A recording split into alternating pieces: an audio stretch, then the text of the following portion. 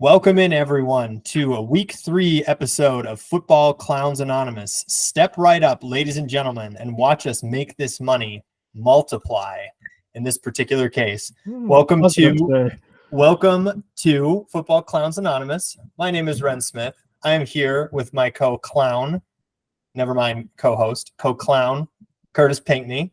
You're joining us from Buffalo, New York.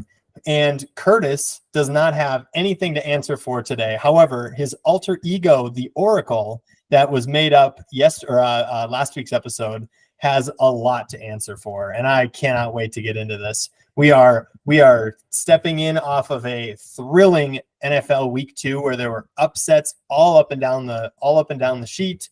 We hit a number of bets. We're feeling good about where we're at, and we're excited to break down Week 3. How's your week of football endeavors, Kurtis? Oh man, fantasy was great. I had Kamara on one of my teams. Gotta love it. I very, very happy with that. Bets. I felt really good about the Vikings pick. That one felt good. I didn't make it, but that one still felt good to mark that green. That one felt really good. I don't know what it is. Just the spider senses were tingling. You know what I'm saying? I don't know what it is about the Niners and the Vikings, but that's a smidge of kryptonite. And I think I just saw that Deebo Samuel's dealing with the calf strain. Kittle was hobbled up a bit in that game. Rough start with the Niners. Mercifully, they get a similarly hobbled Rams team this week. So that is who knows how that's going to go. The Rams receivers absolutely cannot stay healthy. There's a lot of marquee injuries actually from some of these marquee top fantasy players. I mean, obviously the one that comes to mind first is CMC, but you've got Tua with a concussion. Pacheco's out 6 to 8 weeks now too. So yeah, it's been a bloodbath. AJ Brown's out tonight. Yeah, AJ Brown, and I just said Cooper Kupp. Puka was out this last week too, so I don't know how long he's expected to be out. But yeah, I'm sure we're missing somebody too. Oh, Jefferson has the quad thing. They say it's light, but I say we'll see. Amon-Ra St. Brown got banged up a little bit at the end of the game. Just a little bit of a bloody week. A lot of chaos this week. It was a lot of chaos. Crazy. It was not a good week for favored teams, especially against the spread. But let's be real, it was kind of a bloodbath. And I'm impressed with you avoiding elimination. But I have to go back to something that I was about ready to dig into. I thought we could. We're not. No, you're not getting away from this one. You're not getting away from this one. So I'm really glad that you feel good. Kurtis feels good about his Vikings plus 7.5 pick. Congratulations, good job, Kurtis. Now let's talk about your other picks, Kurtis. The lucky sevens from the Oracle. Yep, go ahead and throw that goofy hat on, sir. Go right ahead. Yeah, what are we? The Oracle. How did you hit? Okay, so the week before you hit a 5-leg parlay. You told nobody, but you hit the 5-leg parlay. That's correct. Then you come into this week riding high. You play 6 legs at -6.5, and it looks like you're about to go 0 for 6. Now, my question to you, sir, is how can you go from being this good to being this bad? Oh man, see, when the Stars, they were in retrograde this semester, so I didn't quite know the crystal ball. It was fogged a little bit. It had a spot on it, and I didn't wipe it off proper. So when you kind of wipe a smudge halfway and you can barely see through it, but you think you can see through it. That's kind of what happened with these bets this week. But you know what? We're gonna bounce back strong. I've got another Oracle bet coming for you today. I didn't even look to see what you cooked up. What the Oracle, cooked up. But we're gonna need a new name for that because on this show, as far as documented bets on this show, the Oracle's not doing so good. Not a great start. Now on the other hand, your boy Ren understood the assignment. We each had $5 to try to make money, and I ended up with more than $5 already, with the one bet still to cash out, or the one bet still to settle, which is tonight's Eagles and Falcons game under 48.5 points. And that looks pretty smooth at the moment. So hopefully that rides true. But be remiss to not point out that Monday Night Football is again happening right now. We're recording this Monday night, September 16th, and Kurtis is an Eagles fan. So tell me what you've seen so far, and what are you liking, what are you not liking? Both offenses have looked a little anemic is the word I've been using tonight. Just a little slow to get started. The Saquon and Bijan are both going crazy right now. They got to be averaging like 7-8 yards a carry right now. It's crazy. The jukes that they're making, I'm pretty confident. I felt a little something in my knee when I saw them do it because there's just no way. So that's not great. I mean, the Eagles without AJ Brown, not really great, and getting warm fuzzies from that. Saquon, he's that guy. Bijan's that guy. I would have to imagine. So there was the Eagles did score a touchdown. I believe it went into halftime 7-6 with the Falcons failing to get into the end zone. Yep, that's correct. The scoring drive for the Eagles, Hurts started running around and making things happen, and the offense looked. I mean, they moved the ball because they showed a replay, and it was Hurts' vision down the field. All his receivers are blanketed in man coverage. I mean, it's tough to really do anything with that. So when he started running around, that started making some things happen. Not a bad strategy against man, and they're up 7-6, but it's going to be nice to get Brown back. But I am a little curious how you feeling about the Kirk Cousins trade. He's not looking great. No, I'm feeling. Yeah, you tried to ask me that before we started recording, and I just wanted to not go into it. I'm shocked at how early I'm relieved at that trade. And I don't say that. I mean, he looks fine as far as I've seen. He looks fine from the injury standpoint. The Achilles isn't bothering him in that sense that we can at least perceptibly tell. But it's clear to me that just setting him into this new offense with this new system and all the hype that was surrounding him was not totally justified. He was great for us, and I do miss having him on the team. And I think that we would also, if Kirk was playing on our team, we would also be 2-0 right now. But at the same time, we're 2-0 without Kirk. And that's what makes me feel good about it. Now, you also pointed out that nobody on this podcast put any respect on the Vikings. And I am happy to be proven wrong. I do still have that open bet slip in my DraftKings account for Vikings under 6.5 wins. And it is very bittersweet every time I look at it because it transports me back to a time when I believed that we were going to win 4 games this year. And now I know we are going to win at least 5. But I'm just kidding. Almost certainly. And what's crazy is if Jefferson was healthy this week, I would probably pick the Vikings to beat the Texans. But since there's we'll probably get to that game. But since there's a question mark on that quad, they're already coming out and saying he's going to be fine, he's going to play and whatnot. But is he going to be 100%? Is 80% Jefferson enough to beat that Texans? We'll get into it. But no, I know, I agree. I think it's definitely, it matters in the landscape of that game, and suddenly that game becomes a really, really interesting matchup. Obviously, when we didn't think that it would be. I'm curious also with that a bigger picture, not just that game. How are you feeling about my prediction for the Texans being the 1 seed in the AFC? Because you were not about that when I first said it, and I'm just curious if you have any updates, anything you would like to say to me, like sorry or anything like that. I mean, my head immediately goes to that Pacheco injury. That's not great. The Ravens, I mean, I know you have some words for them later. Not great. Bengals, come on, dog. We're 0-2 now. Not great. I mean, I think they probably should have won. They were close. I mean, it was definitely a pass interference, but they're pretty damn close to beating the Chiefs. So they're not, scrubs by any stretch of the imagination, but the Bengals always do this, man. They always do this shit. Start off slow, make a miracle run back half of the season to get into the playoffs. At some point, that's not going to work. So I saw something that Burrow is like 1-9 in 5 seasons in his first 2 weeks or something crazy like that. Like that he continues to just suck at the beginning of the year.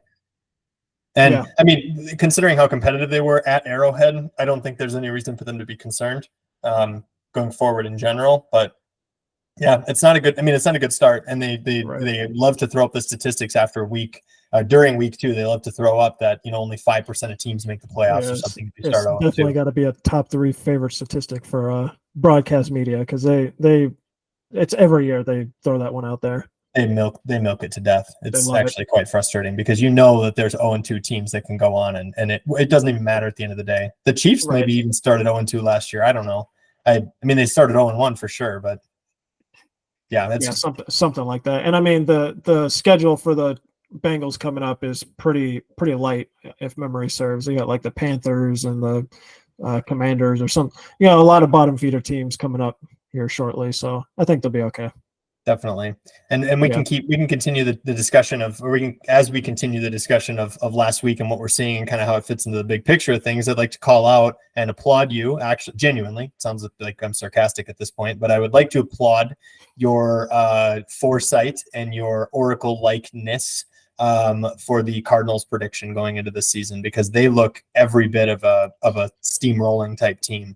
And well done. I appreciate it, but this is not what the Oracle envisioned. This is beyond what I envisioned. That performance on Sunday was crazy. They're looking like if so. We got the Niners hobbled right now. The Rams, both the Niners and the Rams are just destroyed right now. Week 2, ravaged. Seahawks look good. Cardinals look good. I think those two teams might be duking it out for first in the division, which is crazy to say 2 weeks into the season. It's kind of wild. A lot of those interesting kind of look ahead things. I also want to ask, and I don't want to move away from the Cardinals too fast, but because there's so many interesting things to talk about, I have to bring up the Tampa Bay. They beat the shit out of the Rams. Well, we just gotta put that out there. They beat the shit out of the Rams. Yes, they absolutely did. Crazy. And I'm curious. Yeah, I mean, it just makes you wonder, so after week 1, I mean, I know after week 1, you're always thinking is that team good or is the team they beat just bad kind of thing. Yeah. And when you do that twice, when you are competent twice, I mean, they didn't beat the Bills the first week, but they were every bit of not the Cardinals from last year kind of thing. So now you suddenly have a lot of confidence and are pretty high on the Cardinals now going into the future. And Marvin Harrison Jr., bro. That catch on the sideline where he had to turn around for it. It was the outside the sideline shoulder, and he just cradled that one arm. I was like, oh boy, that was a nasty catch. And the end zone catch, just dropped that thing in there. That looked a lot like that Randy Moss on against the Jets against Darrelle Revis. That was beautiful. That was a thing of beauty. It was. The number 4 pick has definitely arrived. Yeah, and that was cool to see. Super sweet to see that, and you see those guys emerge. I mean, a lot of times you see a rookie receiver come in, even a hyped one like him, and it takes a little bit of time. I think Jefferson was terrible for his first 2 games, and then his third game he had 200 yards and 2 touchdowns or something like that. And it's like, where was this the first 2 weeks? I don't care. Right. I'm happy with it now, but and I really hope he plays this week. Not to shift the focus all over the place. It would be nice. I think that would be a very nice temp check for the Vikings at full strength, for sure. Oh, very much so. Very much so. I also want to ask too, speaking of teams that might win the division, the Bucks also. We had a bet at the very beginning of the season you had a bet actually, and I followed you on it at plus 320 odds, the Bucks to win the division. I want to be honest with you. I'm considering cashing that bet out. I know we're not talking about bets yet, but I'm going to do it anyways because I'm going to tell you why. Because right now it's worth more than $5 to cash it out. Plus 320 would pay $21. It's worth like $7.50 right now. The reason I want to cash it out is because the Saints look like they are unbeatable. And I think I'm going to lose that bet, but not for the reasons that I thought I was going to lose that bet. And it's like, you can see the writing on the wall with that right now. It's not going to be pretty for the Bucks trying to beat that team. So I don't know, just something to float out there, but they looked excellent against the Lions. That's another good preseason pick. So their schedule coming up, they have the Saints week 6. They've got Broncos next week, Eagles, Falcons, Saints. You could reasonably expect that team to go 1, 2, 3, 4, and 1 during that time. Oof. I think the Eagles are. I think that might be a toss-up because I'm sure that'll be a highly competitive game given how the Eagles season ended last year. But that's bad blood. The Broncos, that's a W. The Falcons, the way that they've been playing, probably a W. I would think so. You know, Yeah. and then So and then they and then they travel to the New Saints. Orleans. Yeah, It's up until they play the Saints. Maybe then that's the time to run away. that's what I'm suggesting is if you ride that out, if you see a 4-1, 3-2 team, and maybe the Saints stumble, I don't know what their schedule's looking like. Let's pull that up real quick. I think that might be the move because so Saints have the Eagles, Falcons, Chiefs, and then the Buccaneers. So it's very possible that the Saints might stumble here a little bit more than the Bucs. Yeah, that's possible. That Chiefs Saints game actually sounds really interesting. I look forward to when that happens. Yeah, that's gonna be crazy. Who would have thought that would have been interesting? Derek Carr might be that guy. I don't know. Don't say things like Zach Wilson looks okay. You said that last year, and you don't want to get caught on audio saying anything too goofy. We're gonna burn that tape. Yeah, that Bucs Saints game week 6 is gonna be crazy. Baker Mayfield # that guy. You see that play where he juked the shit out that linebacker, bro. Baker Mayfield's that guy, bro. He is. He's so fun to watch. He's got that fire and enthusiasm when he takes off running. It's so fun to watch them. And I mean, that's a tough place to play now with Detroit being as good as they are. And yeah, I'm actually really impressed. And we kind of kicked around the idea that they could win that game, but we didn't feel great about it. I did actually, as a sidebar, I did notice on Sunday morning that the line had moved all the way to Lions -7.5. And I took the Bucs going the other way, which because 7.5 is getting 7.5 points in a game you expect to be competitive is like taking candy from a baby. So I felt pretty good about that one. Strong agree there. And I mean, since we're talking Bucs Saints, what the Saints did to the Cowboys, yikes! That was a ass whooping. Ass whooping, bro. Bent over the couch with the belt, bro. That was That was no good. Alvin Kamara, that guy. Derek Carr, kind of sort of that guy. I mean, Alvin Kamara probably should have had 5 touchdowns, but Derek had to get one for himself on the QB sneak. Chris Olave had himself a good day. It was so selfish. Yeah. The throw to I think it was the first touchdown, or maybe it was the second one. The throw to Shaheed that just took the top right off the defense. It's like, oh man, this team is here to party. This is pretty wild. The Cowboys hadn't lost. I mean, at some point this was going to give, but the Cowboys hadn't lost in like 12 or 15 or something straight home games in the regular season, anyways, because they famously blew it to the Packers.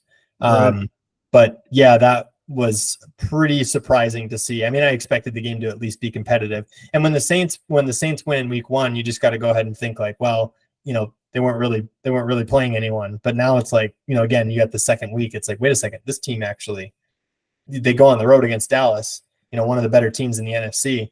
Are we seeing a I mean, I know it's too early in week 2, but are we seeing a shift where some of these teams we expected to be bad are going to dethrone some of these juggernauts like the Cowboys or the Niners or something like that? We've got the Vikings. We talked about the Cardinals. Now we're talking about the Saints. Nobody believed in these teams coming into the year. It's kind of crazy. Right. Yeah.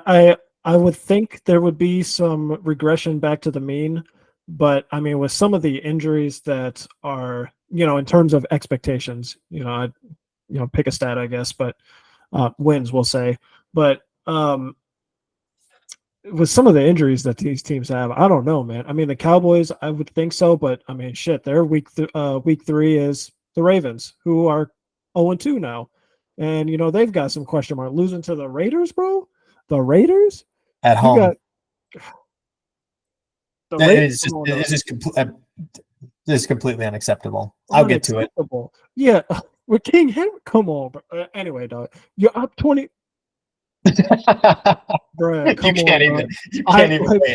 You can't even wait. I want great things for Lamar. I want to see him win a Super Bowl. He's one of the players I would love to see win a Super Bowl. You can't do this. You can't do this, bro. Last week is forgivable. This week against the Raiders, unforgivable. Not at all. Oh, god damn it! Yeah, it's brutal. Yeah, and I think also. But no, go ahead.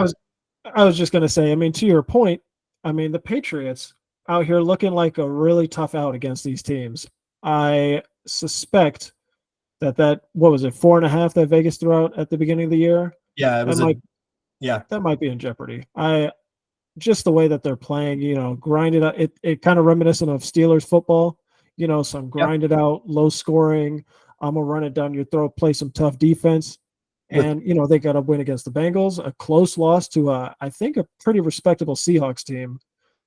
yeah, And upcoming game against the Jets, who don't look super impressive. I don't know. They might they that's might a they might make some noise. I know. I think so. I wouldn't say they're going to make some noise as far as making the playoffs or anything like that. But that 4.5 line is clearly wrong going into the season. I mean, like you said, they played really competitive against Seattle, and they actually won a road game against Joe Burrow and the Bengals in Week 1. There's no way that they stay below 4.5 wins at this point. The way that they look, I mean, a line like 4.5 would suggest that they're just getting their doors blown off by almost everybody, and that's clearly not going to be the case. You know what's crazy? So I'm looking at their schedule. They've got the Jets, Niners, Dolphins, Texans, Jaguars, Jets again, Titans. You know what's crazy is they're not going to win all those games, obviously, but Aaron Rodgers and the Jets don't look great. That offensive line is trash. The Niners have they're down to Brandon Ayuk as their, starting offensive weapon. The Dolphins just lost Tua. He's not playing that game. He's not playing in 3 weeks. No, most likely They could win all 3 of those games. Like if it turns into a low scoring slugfest, least amount of mistakes wins, that's a winnable game for a team that's punching above their weight class. So I think it's conceivable that they win those 3 games. Will it happen? I mean, the odds are obviously not in my favor there, but I think some upsets are definitely brewing coming from the Patriots down the stretch here. Oh, absolutely. And I mean, like you said, you called out the comparison with the Pittsburgh Steelers. Anytime you play a game with that kind of ground and pound run clock and prioritize tough defense, you are going to you're going to put yourself in a position to win every game. And I think that's the formula that has Mike Tomlin winning, having a winning season every single year for the last 400 years or whatever it is you simply give your team a chance every single game when you don't get blown out. And that's, I think, what happened against the Bengals too. Like they put up 16 points. It was enough to win, and they played a low scoring kind of slugfest against Seattle too. And they could have easily won that game. I think they were ahead. I think it was the Seahawks that tied it, if I'm not mistaken. Yeah. Tied it late. So, they were ahead in that game. So, you never know. And I'm not super impressed with this Jets team. And I know we're skipping ahead, but that line that they have actually for the Jets and Patriots, I mean, I think, who are the Jets to be favored by a touchdown in that game? I don't get it. I'm saying, dog, that's crazy. No, wildly disrespectful. It's just wrong. I mean, I'm not saying the Patriots are good. I'm not saying they're going to win the game. How can you say that it's 50% likely that they lose by more than a touchdown after they've kept these games as close as they have and like you said, punched above their weight class? I don't know. Speaking of punching above our weight class, a team that's punching below their weight class, who just benched the former number 1 overall pick, the Carolina Panthers are the worst team in football. It's not even close. I don't even know if Andy Dalton can save them at this point. Like, what's going on with, I mean, I don't even have to ask that question. Just a complete and utter failure in every regard for the Carolina Panthers. I feel kind of bad for Bryce Young a little bit, considering all the hype, but he's not looking the part. Not great, Bob. Not great football, sir. I was just saw the stat, like his QB rating, his QBR is like in the single digits. It's some of the worst football that's ever been played, basically, is what I'm hearing. It's just what are they putting up on offense? Like 100 yards a game, maybe? Are they breaking 100 yards? It's crazy. It's not great football. I from a fantasy perspective, I am kind of a little bit more interested in Deontay Johnson, just from a volume perspective, if you're playing in a PPR league, but not great. That's how I survived. So you brought up the elimination pick'em league I'm in. So week 1, told y'all bad vibes about around the Bengals. We pivoted away from them, went with the Seahawks against the Broncos. This week, got to play against the Panthers. That's probably the move all year. I'm a little hesitant this week. I think they've got the Raiders. I don't know if I like the Raiders against Andy Dalton led Panthers. It's an unknown. I think it's a little risky, but we picked the Chargers this week and they delivered. That run game is looking like it might be a problem. The Chargers might be a dark horse contender to make a playoff run here. They could. Yeah, go ahead. Well, no, I just want to ask another. I mean, it's not. It's about your elimination league. How are you not? I mean, how many people are you playing with here in this elimination? How are you not the last person in already by avoiding by dodging these landmines? I mean, it's kind of crazy. I wouldn't have not picked the Bengals in the first week, for example. I'm sure 80% of people did. That it took out half the. So it's just with the one of my fantasy leagues. So it's just 12 folks, but I think half the league got by the Bengals, and then this week it was the Ravens got I think one or two people. Someone went with the Jaguars, which I thought was kind of crazy. That was Aaron. Oh, really? That was Aaron. You need to make sure you let him know about that. Yeah. Yeehaw. I mean, I'm all for betting against Deshaun Watson. Considering the way that he's looked as a Cleveland Brown, but but I don't think so. Is not looking the part right now. He's not. He hasn't really. I mean, he's had flashes. He looks really good. He looks really good in London, but unfortunately, they don't play all their games in London. They only play one game a year in London. So, right, yeah, there might be some tough questions coming for this Jaguars organization this offseason. Yeah, and then a couple folks picked the Texans, but so we have 4 people moving on to next week. Well, good luck to you, sir. Yeah, and you better not say in the podcast who you're taking, because those people probably listen. Not. Yeah, absolutely not. No. Those people, those people are listening, and they're gonna. I know at least one, and I know he'd be happy as hell to let everybody know what I'm thinking. Absolutely. Well, I think we might want to keep beating around the bush with this Ravens team, but we might want to move on to crowning our clown of the week this week. And mine's the same as yours. I don't think we can go away from this, but you seem way too excited about it, and so I want you to actually take the stab. If you're comfortable with it, I want to let you off the chain and just let you go. You know what? I appreciate you. This is a gift. This is probably one of the best gifts you've ever given me. I went into this season just really excited to watch Baltimore Ravens football. And you know what? That opening game Thursday night against the Chiefs, we'll give you that mulligan, bro. That's the Super Bowl champs. I know you need to beat them. I bet on you to beat them. But you know what? We'll forgive you for that one. That's Patrick Mahomes to the Las Vegas Raiders, bro. Gardner Minshew.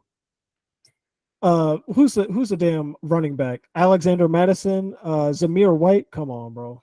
Devontae Adams is a dog, but yeah. And can you remind me again for posterity who the Ravens have in the backfield now? Oh my God, bro! You are up 23-13 in the fourth quarter, and you have King motherfucking Henry in the backfield. How do you not seal that game? How do you not seal that? And I understand you got problems on the offensive line. King Henry solves those problems. He's that guy, bro. It's not, you just don't want to see it. I would, you kind of expect the Ravens to bounce back, but hopefully against a reeling Cowboys team, but they're kind of sick about their own embarrassment this week. They're certainly a contender for clown of the week, along with Bryce Young. We talked about Bryce Young and Anthony Richardson trying to do his best Bryce Young impression. We might have a focus. We're talking about the Baltimore Ravens having a chance to drop to 0-3 because they're playing a road game against a team that's going to be fired up. But yeah, it's the same clown of the week for me. It's the Baltimore Ravens. You can't lose that game. Like you absolutely can't lose that game. You have the reigning. You were the number 1 seed in the AFC last year. You have the MVP on your team, like you said. New running back King Henry is going to lead you to the promised land. Nah, screw it. We're going to lose to the mustachio dude that is Gardner Minshew at home in front of your home fans. You didn't travel across the country for this. They flew all the way across the country to beat your ass. It's just, and they got the Cowboys, Bills, Bengals up next. You hate to see that. You just hate to see it. Absolutely hate to see that. That's a tough stretch. We're talking about the reigning not the AFC champion, that was the Chiefs, but we're talking about the reigning number 1 seed in the AFC being 2-4, something like that if they're not careful. 1-5. Yeah, it could be 1-5. Yeah. If they don't fix what's going on right now, you got to close that game out. That's just it's absolutely unacceptable. Unacceptable. Yeah. Yeah. And honorable mentions, you mentioned them. Honorable mention, the Colts cannot beat Malik Willis. Man. That Colts team that was flying high last week against the Houston Texans, and you go in again without Jordan Love and you can't get it. That was awful. And then of course the Carolina Panthers. That until they prove me something different, they're clown of the week every week. a default clown of the week. You just assume that they're included in the list. We don't have to mention them. We need to talk about our second place because we all know that they're the clown of the week. Unless maybe Andy Dalton is going to turn the ship around. I don't know.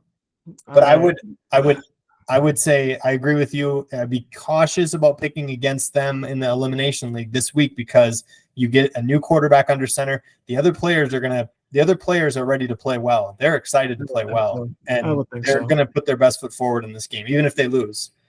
They're going to try real hard. I think.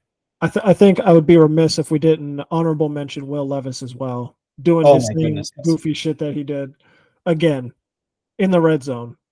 Like what I think the coach summed it up best. They caught his reaction on the sideline. What the fuck are you doing, man? What are you doing? Like, oh my God. I didn't see that, but that's about right. Go check it out. It's come on, dog. You had a chance to beat, a Super Bowl champion in Aaron Rodgers, and there you go. You just throw it away. Yep. Terrible.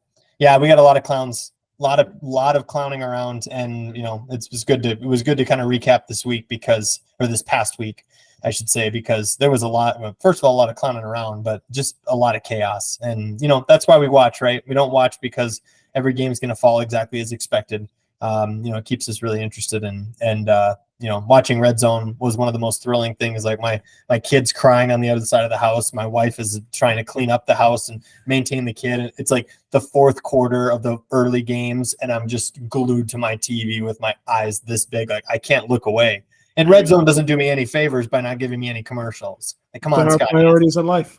Come on, Scott Hansen, work with me here. I'm not strong enough. You gotta give me some. You gotta give me an excuse. Terrible. Yeah. Absolute chaos last week. That's what we're here for. That's what we live for. Exactly. And that's what we are. We're clowns and we love breaking down the circus. That's what we do. Let's move on. Let's move on to what looks to be another exciting week here in week 3. We got some. I don't know about you, but I found it actually really difficult to pick some of these games. There's some really interesting matchups. There's also some really not interesting matchups that were also really hard to pick. It's like and you also have some of these injuries too, and also a quarterback swap and Carolina and other things like that, where it makes it a lot harder to pick and choose. Who you think is going to win. Even these irrelevant games, it becomes a lot more tricky. Yeah, so I had a hard time with that. And just as a programming note, again, we will go and pick these games. We don't talk to each other. We don't look at the lines. We don't care what Vegas is thinking. We just want to pick the games and then basically stack our predictions up against each other's, and then also stack our predictions up against what the Vegas lines are thinking. And basically, if we think, the general idea was, and always has been, that if we, without paying attention, agree that a game is going to go a certain way without even knowing what Vegas is saying, and we're both agreeing on it and we're both a long ways away, then we think that we have an opportunity to make some money.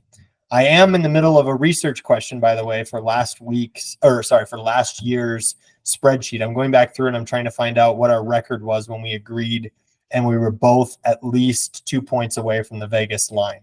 And as this will not surprise you at all, but we suck at picking spreads, and we are actually relatively respectable at picking points. And I haven't gotten all the way through it yet, but through week 12, that's very much the indication that I was seeing. So again, it won't surprise you at all because you were tracking that this year too, and we're seeing kind of the same thing, early indication. but curious if you have a reaction to that. I wanted to have statistics to present today, but I don't have them yet. But curious what your thought is on that. Yeah, to be honest, I thought we would do better with the spreads as opposed to the over-unders. Maybe I just haven't been paying attention closely enough, but I always just felt like I had a better read or handle on the spreads, and you always had a better handle on the points. But it looks like we do pretty well. Makes me wonder why we haven't been winning more bets. And I think the hope was that I think if we could come up with something that we know we're better than 50% at, we could just make it an automatic, like every time we feel this way or every time we pick this way, you just automatic play it. And I don't think I shouldn't say we suck, but there's some weeks where, at least if we're in agreement, I think maybe it's just because we have a tendency to want to ride the wave of a certain team, like, when there's a big hype on a certain team or something like that. For this is just an example, but like for the Cardinals, right? They beat the living shit out of the Rams. We go in the next week and we're like Cardinals by 14 or something, crazy like that, right? And so it doesn't factor in the fact that we may be more or less confident about these games than we just all of the research question I'm asking is what is the number itself, basically, and not sort of how did we feel about it, because we have all these discussions, and this is why it's good that we get to air these things out on the pod.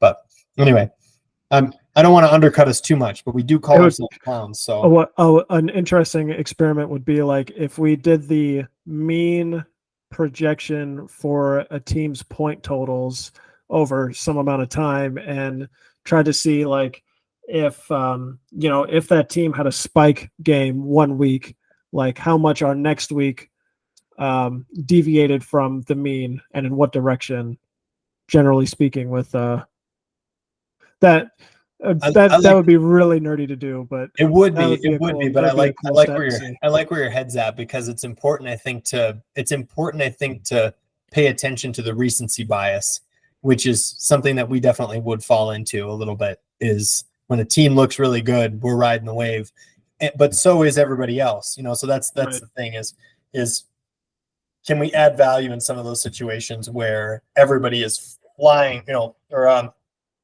is just piling their money onto this team that looked really good for 1 week, and we got to make sure we keep the 30,000 foot view. But anyway, just a quick programming note on that. I have other things about strategies and Wong teasers and things like that I'm excited about, but I'll save that for when we actually get into the bets. But this coming week, I know you're excited to. I mean, actually, it might be hard to talk about this because you don't know the end results of this particular game that's happening right now. But I know you're excited about the Eagles and the Saints next week. Tell me about what you're thinking. I mean, how could you not be? Watching this game now, I think we may have been a little aggressive with our Eagles points total. So we have the opposite teams winning. So Ren has the Saints winning 31-27. I got Eagles winning 28-24. Vegas has the line Eagles favored at 2.5, over under of 48.5. We both have the over on that. I'm just watching this game. I have some slight concerns about that Eagles offense, and I don't think we knew that, making these picks that Brown is going to be out for multiple weeks. So I don't know if he's expected to play next week, which obviously not great. Don't love that. The Saints, everybody thought it was a fluke against the Panthers. Ain't no way they could do it against the Cowboys. They beat the dog shit out the Cowboys. Yes, they did. Kamara looks like he's turned back the clock 5 years. Derek Carr looks like the 1 year when he was spazzing out with Amari Cooper, and I think he was in the MVP conversation. Are they going to do it 3 times in a row, man? Is this I picked a close game, but just watching this game against the Falcons right now and the injury question marks, boy's a little worried, man. I don't feel great about it. I would be worried if I were you. I think this for me was just and actually, you know what? We just talked about this whole recency bias thing, but for me, this is probably an overreaction, or could be an overreaction, to the fact that the Saints just went into Dallas and did what they did yesterday. And I looked at that and I said, you know what? I don't really care who they're playing until they don't do that for a week. I'm going to pick them in every game. And maybe it'll be this week. Maybe the Eagles will win the game. I'm not going to pick against them the way that they look right now. Even on the road against, again, what we thought would be one of the best teams in the NFC. So yeah. I can't not do it. Now, I will say, I do think this could still be, even despite the way the Eagles are kind of struggling a little bit tonight against the Falcons, this could still be a really thrilling game. And I think that it will be. And I don't think they're going to do what they did. I don't think the Saints are going to do to Philly what they did to Dallas yesterday. But yeah, I think it's closer than that. But again, I'm just not picking against the Saints. And yeah, I agree, actually. And I'm sorry, I do actually agree. The point totals are we're going off the rails a little bit, maybe with the point totals, because these are running teams. We got to remember that Jalen Hurts and Saquon Barkley and Alvin Kamara. The way that those teams are looking. That's going to be a lot of clock movement, I think, in those games. I cut you off, so please. What do you got? I'm sick as fuck. Darnell Mooney just scored a 42-yard touchdown. Oh, did he really? After the Falcons just converted on 4th and 4. I'm disgusted. I can't believe that believe that they went for that. I saw that it was 4th and 4. I just assumed they were going to punt. Bro, and they're going for 2. Oh Lord! And the man he had. Oh my God! They should, but they should just hurt. I have a teaser. I have a teaser. I didn't cross 7 and 3, but I do have a teaser. I picked the Texans and the Eagles money line. Interesting. And minus 120 for the pair. So as much as my purple and gold blood would not allow me to do this, I do have a preference. You're trying to cash out. Yeah, I hear you. I don't want the Eagles to win for my own sake, but I need them to win for my own sake. It's a difficult situation that we put ourselves in. Preach, bro. Yeah. But I mean, speaking of purple and gold, you want to move on to the Houston Minnesota game? Yes, that sounds wonderful. I'm feeling pretty good about this. So just to keep the sort of laying out what we're feeling here. So I have Houston. We actually both have Houston winning. I took a 24-23 very close game for the Houston Texans. Kurtis 27-17 for the Houston Texans. And we're about where Vegas is with points. And Vegas is giving the Vikings 2.5 points at home. I think this game is close. I actually am kind of surprised, and I think maybe it has to do with the Jefferson news and the Jefferson uncertainty. I'm a little surprised that you would go from feeling so high on Goat Darnold last week to saying that they're going to lose by 10 points at home. It's 100% Jefferson. That's the only reason. Okay. And I get that. I mean, Jefferson is the best player he's probably still the best player on either team. And I don't say that lightly because there's some really good players. Nico Collins looks like a top 10 wide receiver in the NFL all of a sudden. That's a dog. Yeah, he's playing out of his mind. He's clearly emerged as CJ Stroud's favorite target, which I remember going into the preseason thinking like, oh, well, all these guys are interchangeable because they play in a high-powered offense. No, I'm sorry. I was wrong. It's Nico Collins. Yeah. It's Nico Collins and friends is basically what it's boiling down to. So it's an exciting team to follow. I don't think the Vikings are going to win this game, but I am shocked that I feel like it's going to be close because, again, the preseason projections and the feelings, this team just went in. I mean, you got to remember this team in that same building, which is it is a hard place to play. It's very loud, and there's not going to be as many Texans fans there as there were Niners fans there. The Vikings just beat the Niners there, and so we'll see. But I like our chances to win that game a heck of a lot more than I did in week 0. So I'm excited. I mean, the NFL fan in me is excited. 1,000%. I mean, I am praying that Jefferson is close to 100% because this is a great temperature check for the Vikings. If they're even competitive in this game, I mean, they instantly become, a playoff favorite whether it's even if it's in a wild card spot. I mean, the Lions are showing some cracks. The Bears, hot dog water. Packers, no Jordan Love for a few weeks. I mean, they won their game, but I don't know if that's sustainable. So I don't know, man. The Vikings, don't hold on too close. There's a lot of hope that's floating in front of you right now. I don't know if you want to snag onto it, or just kind of let it float by for a sec. Make sure it's the real deal. What's going on? What's the fan feeling like? Yeah. How I approach this. So as an NFL fan, I am over the moon for this game. No.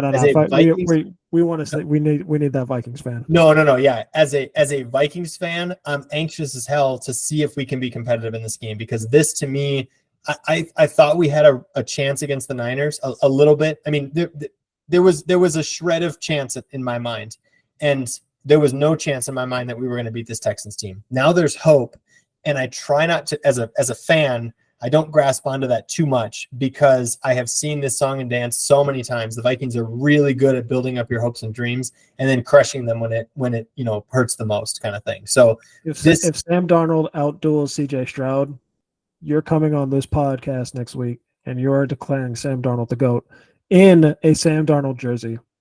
Have to. I think you have to. Are you funding the Sam Darnold jersey? Because I looked in my closet earlier today and I did confirm I don't have a Sam Darnold jersey. So I don't know how this is happening, but I think 2 weeks is a little soon to get a Sam Darnold jersey. Bro, if he outduels the number 1 seed in the AFC, come on, man. Then it's time to get excited. I don't know if it's time to buy a jersey. I was actually this is a aside, but I was purging some clothes from the closet earlier, and I was reminded of my 4 Vikings jerseys that I have, which is one of them being Harrison Smith. My last name is Smith. Duh. One of them was Adam Thielen. He's a Minnesota boy. I'm a Minnesota boy. I played for the Vikings. Awesome. I have a faded as hell Adrian Peterson jersey. And a number 4 Brett Favre Vikings jersey, for the ultimate disrespect. Wow. And ultimate disrespect to our newest listener, my mom, who's a Packers fan. So I can't get rid of that one. I understand. Just for dramatic effect. I might even wear that to Christmas this year. I'm not sure. Bet you won't. I bet you won't. I'm considering it. I bet you won't. Now I might have to. Yeah, that Christmas episode's about to go crazy.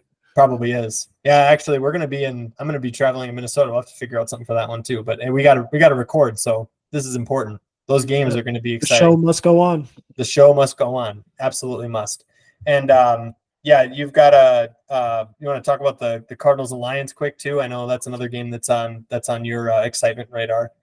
Absolutely. I mean, so you already know I've been flying high with the Cardinals. We were just talking about the Lions looking a little shaky against the Bucks.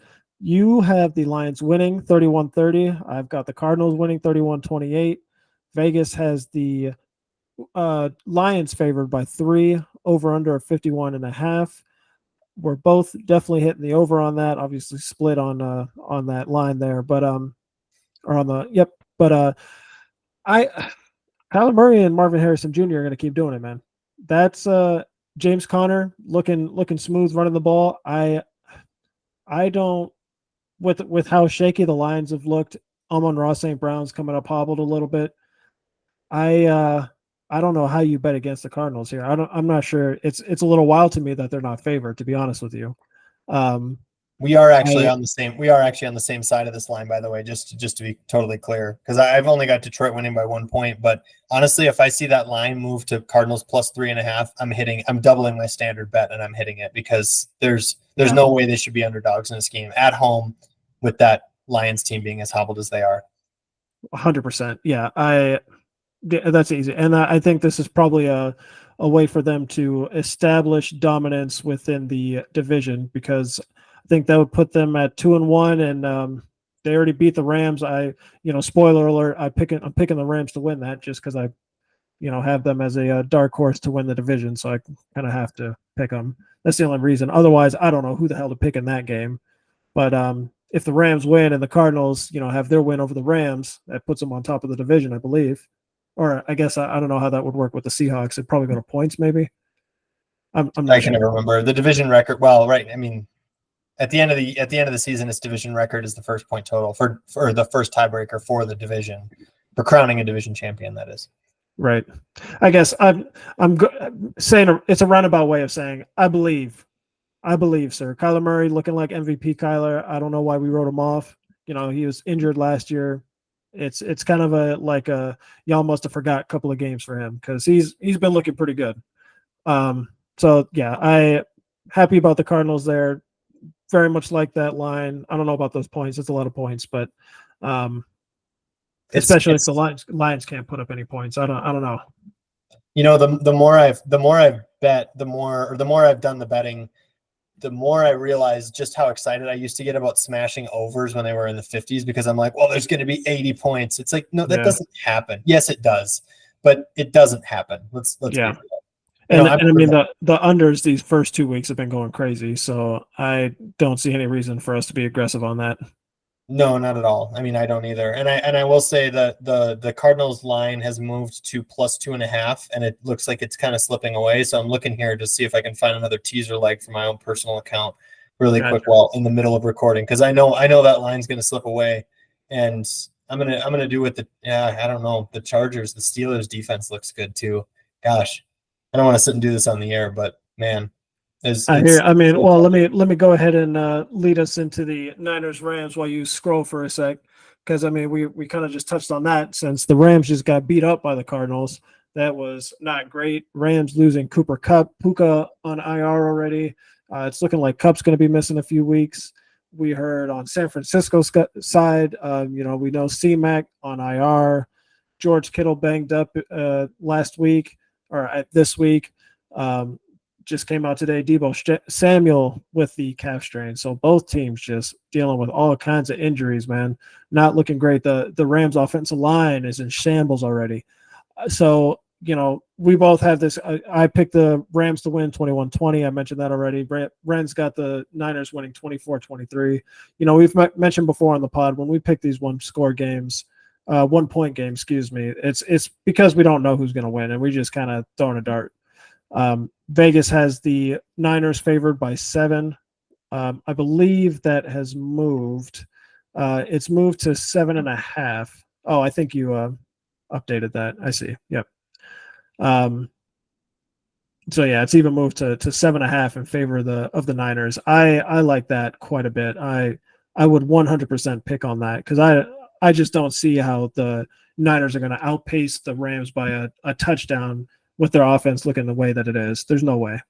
No, absolutely not. I noticed that it has moved to 7.5, and I'm going to sit over here and scroll, and it doesn't make for good audio, but I'm going to sit over here and scroll and make that bet also, because getting 7.5 points for a team at home against like you said, a banged up team, that's a no brainer. I mean, you've got the two key numbers of 3 and 7 are in play for you to still win.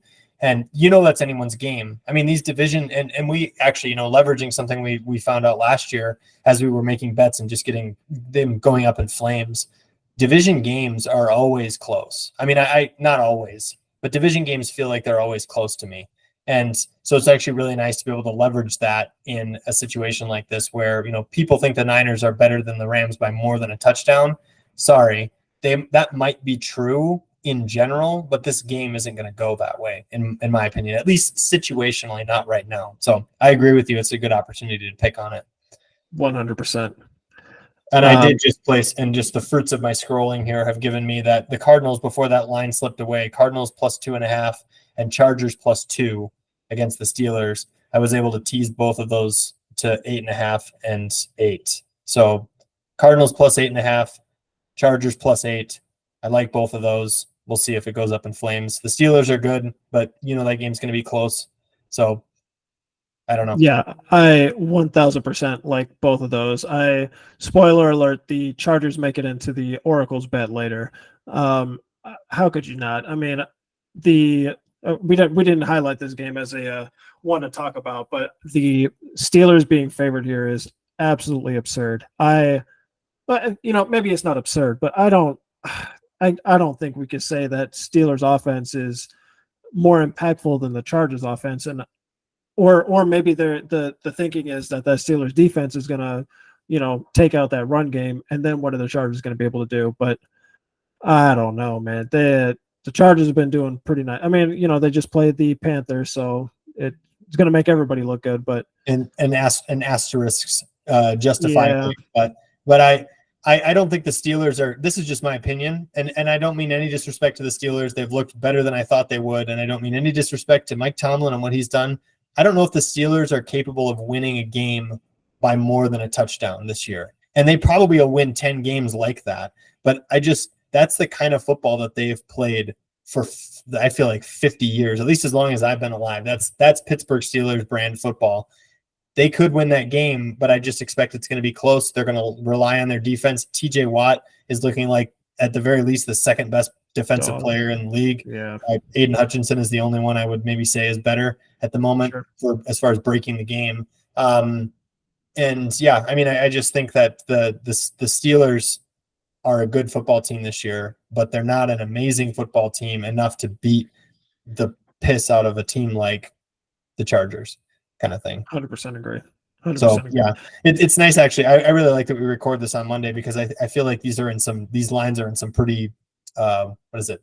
There's some nice spots right now. Yeah, they're in some nice spots. I'm salivating actually over some of this. I mean, I've literally wagered $10 while we were sitting here. Keep it in your pants. Keep it in your pants, sir. I know. I gotta pump the brakes on that, but it's exciting. This is exciting time. So I'm flying a little too high on last week. So I want to go into really quick. I've been in a habit now the last couple of weeks of what's called a Wong teaser, which is where you tease across the 3 and the 7. And I think I'm going to knock on wood right now. I'm, as of this moment during this season, undefeated on doing that. Now, that means I'm going to go up in flames this week, but it's still a good feeling. Last week I had the Bills.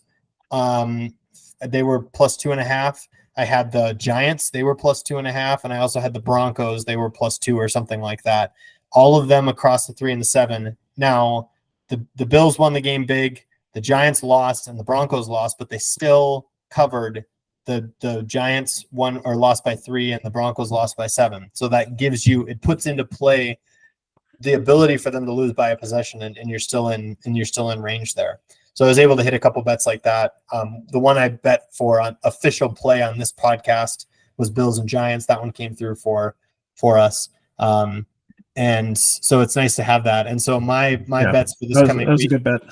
Yeah, thank you. My bets this week, I wasn't able to convince myself to move away from what's working.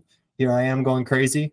I have 2 teasers. Again, they're the Wong teasers that go through the 3 and the 7.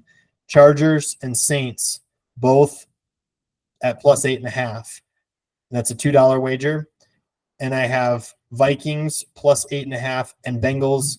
Bengals are minus 2 at home against the Commanders. And that's another $2 wager. So those are my teasers for the week. I just, again, took advantage of another one. I can't say it's an official play on the podcast. It's an official play on Ren scrolling around while he's sitting on the toilet or something like that and wants to place a bet. Yeah, the Cardinals and the Chargers was another one that I just placed too. Sure. Yeah, I had to follow. So I saw the success. I got inspired. I had to place one myself. I did the Packers plus 8.5, Niners minus 1.5. I don't feel super great about that Niners minus 1.5, but I think it's kind of fun to try out the strategy. We'll see. I haven't quite liked it as much as I would have hoped. I don't know. And this is why I'm not the best of gamblers, if you will. Sometimes you got to throw feelings out there, no facts. And when I go with the facts and it loses, I'm like, should have just went with my gut. You know what I'm saying? Like the time you woke up on Sunday morning and your third eye was open and you placed a 5-leg parlay that smashed it. That's right. Speaking of going with your gut. Yep, there it is. He's got the Oracle hat back. The Oracle's making another appearance. The beloved Disney character of Goofy has been put on his head. That's the Oracle is now speaking to you. Oracle, please tell us, what are you thinking? I had a vision this afternoon. We've been talking about these Chargers. I just told you that I don't like that the Steelers are favored here. I went ahead and moved that Chargers line to 3.5. We like Chargers plus 3.5. We talked about the Patriots. They're probably going to beat up on the Jets. I feel it coming. I won't go so far as to say it'll be an upset, but they will win by less than 7.5 touchdowns. And guess who is going to go ahead and get his second win, even though he looked terrible in both his first and second game? Caleb Williams is beating up on Anthony Richardson and the Colts. And to be honest, this is more an indictment on Richardson and that offense and how he's been looking, because that Bears defense has been looking pretty stout, than my belief in Williams. So that's where we're at. The Oracle has spoken. Tune in next week to hear how we won big. I love that. I'm really shocked actually that you're going against, I know your sort of pre-game or preseason expectations for Anthony Richardson are very high, and he looked really good against the Texans in week 1, and then looked like garbage in week 2. So, but I'm a little surprised that Caleb Williams is going on the road and beating that Colts team. I'm a little surprised you got that, but hey, I'm here for it. Anthony Richardson's losing that game, is what I'm saying. He had the cool pass in week 1, but he was 9 of 19, and he's just chucking the ball downfield. And if it doesn't work, then the Colts are just off the field and defense is back on the field. I don't think it's a sustainable way to play football. And we saw it this week. He threw 3 picks, and they were I saw one of those picks, and it was straight to the defense. I didn't see a white jersey anywhere in the frame. I was like, I don't know what's going on right now. So until further notice, and again, Bears defense, not a joke right now. They've been playing tough. So they kept Caleb Williams in the game when he was playing like a scrub last night. He was, against CJ Stroud and the Texans. They had a chance to win that game, but Caleb Williams couldn't win them for him. And the defense is the reason they had that chance. So I'm coming around. I'm coming around to your idea here, even though it doesn't quite feel natural. I know you hate it when I do that. I don't know where it comes from, bro. The Oracle, he's magical, sir. I don't know where it comes from, man. Hey, you know what? If the Oracle can hit, if your bets are outlandish, but you still land 1 in 3 or 1 in 4 of these outlandish bets, that more than pays for itself. So we know that, we've documented that by now, and that's how it works. So that's how we're gonna complement each other here. Is that I'm gonna hold us down by trying to make steady, small, incremental amounts of money that are never a big play, but I'm always gonna keep us from losing big. And then you take those dart throws for the big play while I'm trying to protect you from yourself a little bit. And when you hit one of those, it's going to propel both of us forward. But you've got the insurance policy, hopefully, of the cautious and timid tail tucked between legs better. That is your co-clown Ren Smith. We need that. Is yin and yang on this podcast. That's what the people need. They need to hear both sides of the story. They do. They need the happy-go-lucky. What is it? The gunslinger. That's you. That's right. The Maverick. The Maverick. Oh, that's good. I like that. That maybe is a better nickname for the Oracle when the Oracle is missing. Is you're the Maverick, because the Maverick is still out there. Is still getting it. Oh man, we're some fucking nerds, bro. Ready to go down swinging rather than getting a little win. That's for scrubs, right? That's for suckers. Yeah. Suckers. I love it. I have one other bet that I'll just mention really quick. It's not nearly as exciting, but I took the Commanders at Bengals under 47.5. I was inspired by. Yeah, go ahead. So I didn't. No, I was inspired by this an easy under. Clearly, this Monday night game was clearly mispriced at 48.5. This Falcons and Eagles game that's happening right now. I just see that game as a struggle. The Bengals are going to win that game, but I don't know. That to me feels like a 23-20 type of game. And I mean, I've actually got it at 27-13. I think the Bengals will win, but 47.5 with these offenses, I'm sorry. Jaden Daniels a little hobbled up. Nah, not happening. He took a big shot. It looked like to the ribs. I didn't quite see it, but he took a mean hit. So I no way. Yeah, when I saw you put that down, I was like, oh, go ahead and cash that. Just go ahead and lock that in, bro. Mark it green right now. Yeah, that was a beautiful pick. Thank you. And I see you have one more. You got an over here just to make sure we cover everything. You got Yeah, I just how the Vikings defense just shut down this Niners offense. I don't know if I like this over. The more I think about it, I might be tempted to switch that to an under. Same kind of story. I mean, we just talked about the Bears holding the Texans to 19 points. I don't know if the Vikings defense is as good as the Bears, but it's not bad. They just took on the Niners, and that was a very humbling experience for the Niners. So it's safe to say that they can hang with tough offenses. So I think the under is probably more appropriate. Jefferson's going to be a little hobbled up. I don't think Aaron Jones is enough to carry that Vikings offense into a very lucrative day. So I think maybe an under 46.5 is probably more appropriate. Are you making an official switch? Yeah, I think so. All right. We'll call it an official switch to Vikings and Texans under the 46.5. We can do that. All right. Sounds good. We've been through a lot here, covered a lot in this week. You want to make really quick before we go? Do you want to make amounts of money that you want to assign to the Kurtis teaser, the Kurtis bet, and then the Oracle has spoken? Yeah, I'll do 2 to the teaser, 2 to the Oracle, and 1 to the Kurtis has spoken, or to the Oracle has spoken. I guess is 2, but Kurtis has also spoken. Somebody's speaking. Somebody's speaking, and the Oracle's speaking out of his ass until further notice. All right. Pleasure as always, sir. It's always good to break down these the action, and we'll look forward to seeing everyone next week. Yes, sir. Sounds good, man. Take care.